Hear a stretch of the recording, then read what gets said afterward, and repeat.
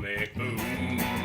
Hey guys, Comic Boom here to review Action Comics issue 1010. I'm a little bit behind on my reviews. I went to the Calgary Comic Con and Expo last week, so I'm a little bit behind. But so I want to catch up a little bit in terms of what's happening along in the pages of Superman, specifically Action Comics. This week, I know we just recently had come out this week, Year of the Villain, and we get a little bit more information in terms of what's going on in regard to this Leviathan. You know, Leviathan is rising. Leviathan is a villain that we don't know much about. All we know is that Leviathan is slowly taking out all the intelligence agencies in the DC universe, and in what they're calling a royal flush.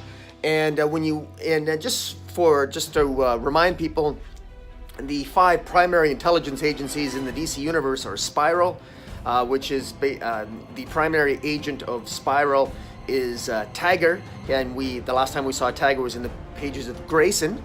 That was Tom King's old title and drawn by Mikel Janin. So that Grayson title, lovers of Grayson will remember Tiger. He was quite the character, and he's the primary agent of Spiral. And Spiral was ran by Kathy Kane, Batwoman. At least they call her Kate Kane here for some reason. I'm not really sure why. The second intelligence agency is the DEO, and Mr. Bones is DEO Director Bones. He's the one in charge of the DEO. There's the Checkmate organization, Checkmate. Amanda Waller's the White Queen of Checkmate, and Mr. Terrific was the White King. Then there's Argus, the forces of Argus. And Argus, I believe, was ran by Nemesis, or at least Nemesis was an agent of Argus. And then, of course, we got Task Force X / Suicide Squad, which is, of course, ran by Amanda Waller. And Amanda Waller, at different times, I think, has been in control of other intelligence agencies as well. So the title of this particular issue is "The Nemesis of My Nemesis is My Nemesis." And I find that very interesting and probably very appropriate, because there does seem to be a lot that appears to be going on in this particular issue. One of the things that I find particularly interesting here is a conversation at the beginning with Director Bones of the DEO has a conversation with somebody who represents herself as Kate Spencer. Now, Kate Spencer in DC lore is actually also the Manhunter. She's a former prosecutor, district attorney that is she's a district attorney by day and the superhero Manhunter by night. Now, she represents herself as sort of someone who comes in and she wants to make sure that the DEO Director Bones is okay, because if you recall earlier, the DEO headquarters was completely destroyed, and he was very distraught because all the agents died under his command, and he was rescued by Adam Strange. But Director Bones here, he's very intelligent. He knows that he believes very strongly that the person he's talking to is not, in fact, Kate Spencer. And he's right about that. It's not Kate Spencer, it's somebody else. And he also clues in, he also makes it known to the person who he's speaking to Leviathan. He basically says, you're not Kate Spencer, you're the big cheese. And so he clues in right away that he thinks he's talking to Leviathan himself. Now, he doesn't call Kate Spencer Leviathan, but he does say that he implies very strongly that I know who did this. He knows it's not Adam Strange. He says, I know who did this, but he doesn't say who. So it would appear that Director Bones does know who Leviathan is. Now, before anything can happen from that, something happens. I think that Leviathan, whoever Leviathan was pretending to be Kate Spencer, somehow I think he incapacitated Director Bones. Or she, we don't even know what gender Leviathan is. It could be all misdirection. We think Leviathan is male, appears to be male, but has been disguised as females. So we don't really know. Right now, Leviathan appears to be gender fluid in terms of assuming different identities. So we don't really know who Leviathan is at this point, which is rather interesting. Now flash forward. So now Director Bones is having some sort of attack. And meanwhile, we got Superman and Lois Lane.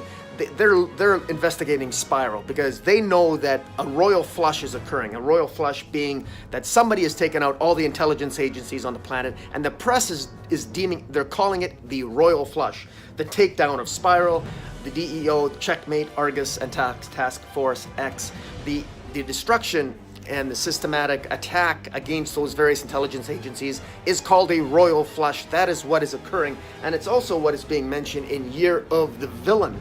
Now, as that's taking place, this Spiral, remnants of Spiral still exist, and Superman and Lois Lane go undercover as Chaz and former agents of Spiral. Specifically, Superman's identity is Chaz, and Lois's identity is, I believe, Andy, the impulsive fiance of Chaz, who works at Star Labs. And they go and they talk to Tiger, who is hiding out, because Tiger's hiding out, and he's a little bit paranoid, and he's concerned that Chaz and Andy are there to take him out, because somebody's taken out all the agents and all the intelligence agencies, and he's worried and he's fearful.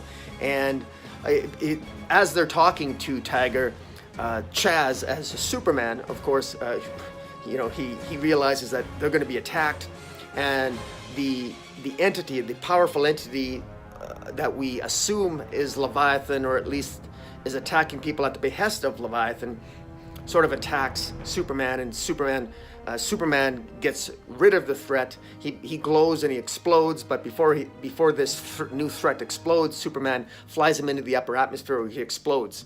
Superman then flies back down and can't find Lois. Lois and Tiger are missing, or rather Andy and Chaz are missing, and he doesn't know where they are, so he's quite worried.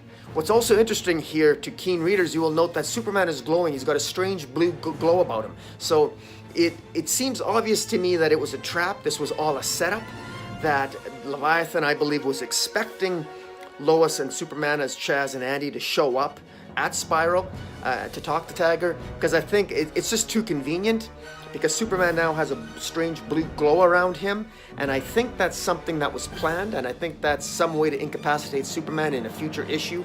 It just seems Leviathan is slowly putting the pieces in place here, not only to systematically, royally flush out and destroy all the intelligence agencies and to take over, but also Leviathan needs to take the most powerful person on the planet, namely Superman, off the playing field. And I think that explosion at the end of this issue has something to do with that. There was something about that explosion that I think ultimately will weaken Superman.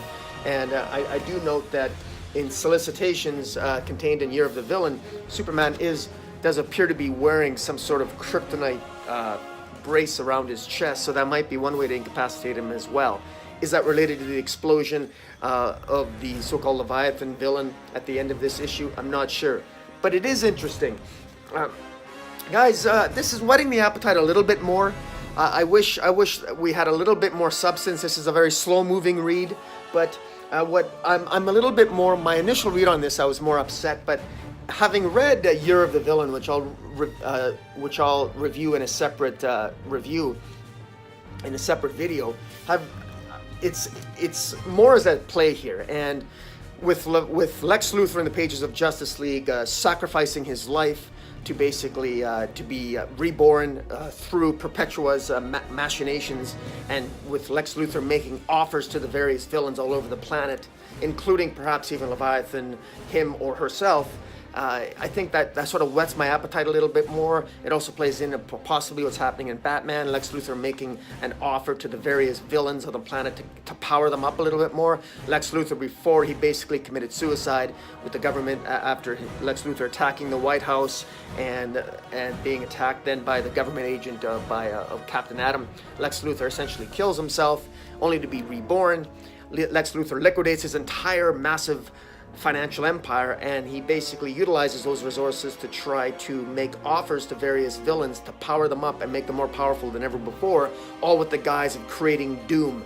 Remember that the history comprises the origin of the DC multiverse is consisted primarily of justice versus doom, the 7 positive forces of creation and the seven negative forces of creation.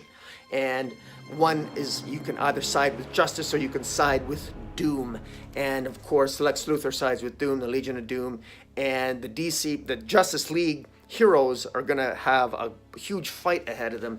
And with Leviathan sort of creating a mystery, taking out all the intelligence agencies on the planet, with Lex Luthor powering up all the villains on the planet, it does look as if there is a massive amount of threats taking place against the DC Justice League, more so than ever before, and the Justice League will have to expand their ranks if they're going to combat it. And so it is interesting to see what is happening. Meanwhile, of course, the Batman Who Laughs has his own machinations and is corrupting various villains as well. So the villains seem to be in for a treat, and we readers seem to be in for a treat. That's why I'm giving Bendis, I continue to extend him a little bit more rope, because it does seem that we are going somewhere in this tale, and it is interesting, and I'm going to stick with it for the time being, and, fingers crossed that we're going to get some more action here, as opposed to this very slow, methodical play. Guys, tell me what you think of Action Comics issue 1010. Follow me on Twitter at Metropolis40. And until next time, Comic Boom out.